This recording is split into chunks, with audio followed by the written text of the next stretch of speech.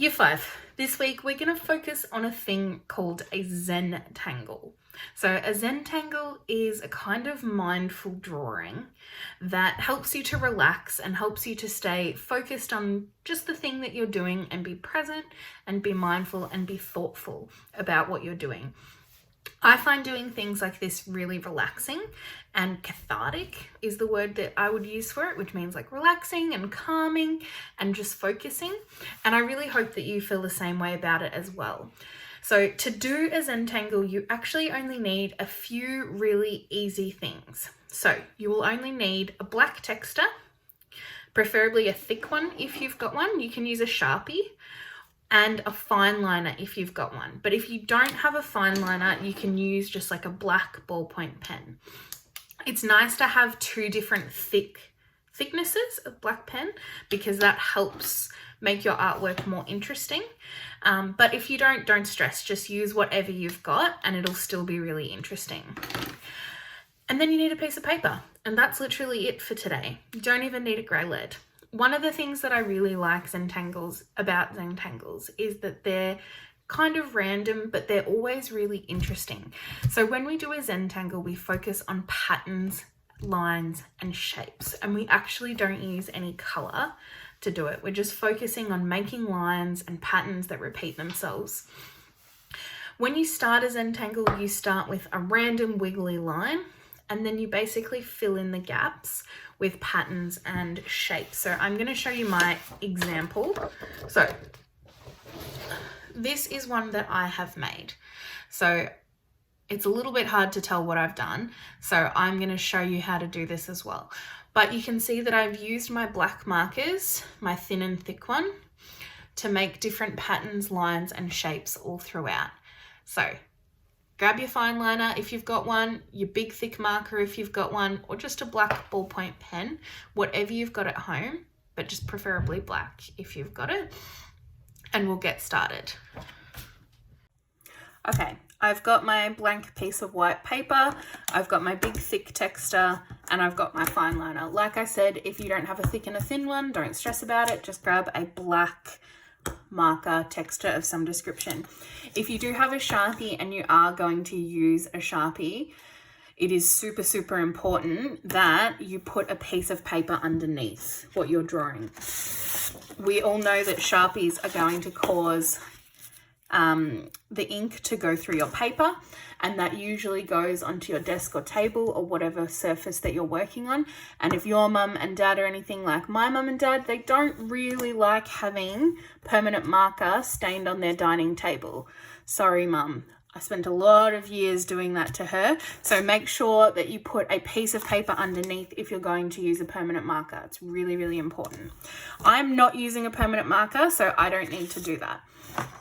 When we start a Zentangle, the first thing that you need to do is a line or a few lines. But basically what we want this to look like is if you had dropped a piece of string randomly across your page. So there's a few different ways you can do this. You can just do something completely random, or you can be a little bit more mindful and a little bit more thoughtful with it. So I like to start with just one line and see how it breaks up my page. This is going to create lots of different sections in the artwork, which we're then going to fill with patterns. So the more sections you have, the more different patterns you need to come up with, because a Zentangle, every section should be different. So I'm going to start with just a loop, but you can do whatever you like. So I've got a loop and sort of a wavy line. So already I can see that this has broken up my page into 1, 2, 3, 4 sections. Big sections can be quite difficult because you've got to do the same pattern over and over again. So I actually prefer to have quite a few little small ones. So I'm going to go in and I'm going to do another line, a bit of a loop, and that's added quite a few more sections in there for me. And I'm going to do the same thing, maybe a wave this time. Like I said, you can do yours however you like. I just like to take a little bit of time with this step and have a think about what I'm doing. Okay, so I've probably gone a bit overboard here and I've made lots of different sections, but that's okay. So There's lots of different patterns and shapes you can use to do this. I'm going to upload a couple of examples for you to have a look at. And then basically you're just going to take those patterns and shapes, just like I did on my example, and fill in the sections. So I like to start with something simple. So I'm going to start on this one by picking quite a large section, this one down here. And I'm actually just going to start with some straight lines. So as straight as I can make them.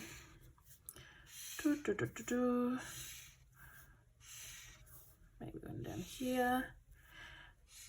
And one of the other things that I really like about this is it doesn't really matter if you muck it up, if you do something that you're not happy with. Like I wish that that line hadn't gone through, but by the time I finish this whole thing, you aren't even going to be able to notice that. So I've started with my lines. Then I've got this cool little point down here, which I'm quite interested in. And I'm going to make a grid, but I'm going to make it a little bit warped. So see how this one here is a grid pattern, but it's a bit warped. So I'm going to try and do the same thing. So you know that I move my paper around a lot, sorry. So I'm going to try and follow the shape sort of as much as I can. And I'm bringing all of those lines that I've got to that point that I liked there. Then I can go in and I can use the same thickness one if I want to, but I'm actually going to use the skinny one, and I'm going to add in some lines that actually go in that same direction towards that point. And it doesn't matter if they're not perfect. These certainly are not. Oh no, my fine liner's running out. Like, you can make mistakes on this and you can barely notice. This one, I think that fine liner has reached the end of its life, unfortunately. Let me grab another one. All right, so there we go.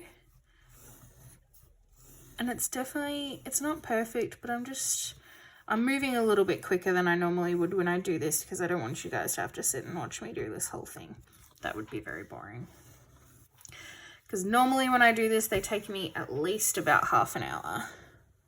So I really like to take my time with it. If I wanted to, I could go in and do some more lines in the other direction. I actually think I might do that. Do some bigger ones in there and make these sort of more like rectangle-y. And then that's section one done. At the moment, on its own, it doesn't look that exciting, but the more patterns and shapes you add to it, the more interesting that it becomes. So with a section like this, I like to try and make sure that I'm sort of following the shape of the section. And I'm just taking my time and thinking about what I'm doing, and I'm using patterns that sort of work with the shapes that I've got. So in this rounded one, I've picked a rounder pattern to do, and I'm trying to make it work with the shapes that are on there already. Like I said, I don't expect you to come up with all these patterns on your own, but I'm sure you are more than able to. I will post on the Google Drive some example ones as well. So do not fret. I'm going to do some more loopy-doopies. All right, you probably don't need me to watch me do all these loopy-doopies. No, you can watch it. No, you won't. All right, I'm going to do a couple more sections and then we'll come back and have a look.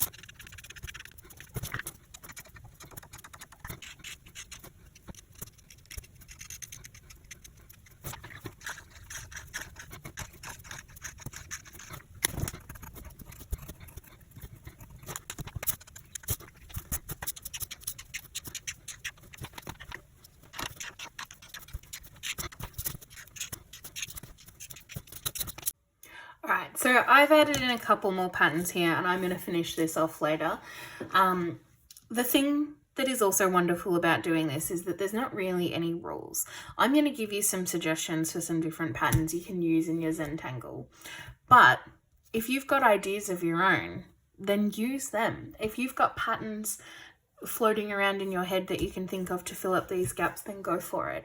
The aim of this is to be reflective and calming, but also to create something interesting without using colour. So if you've got your own ideas, use them. All right, I really hope that you enjoy getting the opportunity to do something that is a bit relaxing and that you don't have to think too much about. Just be present and reflective and really mindful about what you're doing. Take your time, and I hope it calms you down like it calms me down.